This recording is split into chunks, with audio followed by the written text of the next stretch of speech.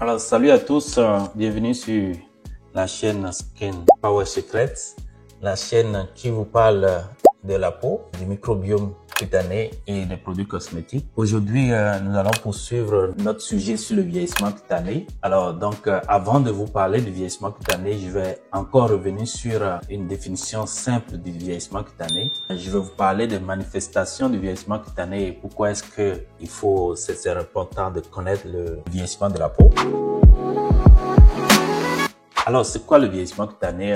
Le vieillissement de la peau, c'est un processus, c'est un processus qui se fait naturellement, qui vient avec le temps. Alors, c'est un processus qui, techniquement, ça arrive avec le temps, puis c'est influencé par plusieurs facteurs. Donc, par exemple, vous savez, le soleil, une exposition prolongée au soleil ou aux rayons ultraviolets du soleil, ça peut être un facteur qui va accélérer le vieillissement de la peau. Vous avez par exemple la consommation du tabac, c'est un des facteurs qui peut agir sur le vieillissement de la peau, qui peut agir sur la peau. Alors donc l'exposition à du stress ou l'alimentation ou le mode de vie, par exemple, c'est des facteurs qui peuvent accélérer le vieillissement de la peau, par exemple. Comment est-ce que on peut voir, c'est quoi les éléments on peut voir dans une peau et qui vieillit, par exemple?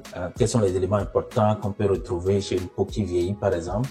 Mais il y a plusieurs choses qu'on peut voir chez une peau qui vieillit. Et vous avez par exemple la perte d'élasticité de la peau. Donc la peau va perdre son élasticité. Il va avoir une diminution du collagène de la peau. Donc voilà un peu ce qui peut arriver. La peau peut perdre l'épaisseur de ses couches, comme par exemple la couche la plus superficielle qu'on appelle l'épiderme.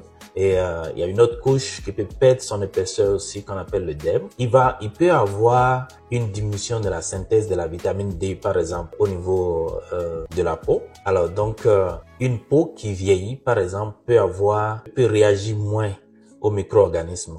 Donc par exemple s'il y a des infections et tout ça, donc ça peut avoir des problèmes. Ça peut prendre plus de temps pour cicatriser. Voilà les éléments qu'on peut retrouver dans une peau qui vieillit. Alors, comment est-ce que ça se manifeste? Comment est-ce qu'on le voit? Mais ce qui arrive, c'est que il peut y avoir l'apparition des rides et les ridules. On peut avoir, par exemple, des taches noires qui peuvent apparaître sur la peau. Il peut y avoir une répartition inégale de la texture de la peau. Donc, la peau, il va avoir une texture inégale. D'une partie à une autre de la peau, ça va être plus terne la peau. La peau peut être beaucoup plus sèche, donc il va avoir la sécheresse de la peau parce qu'il manque d'eau.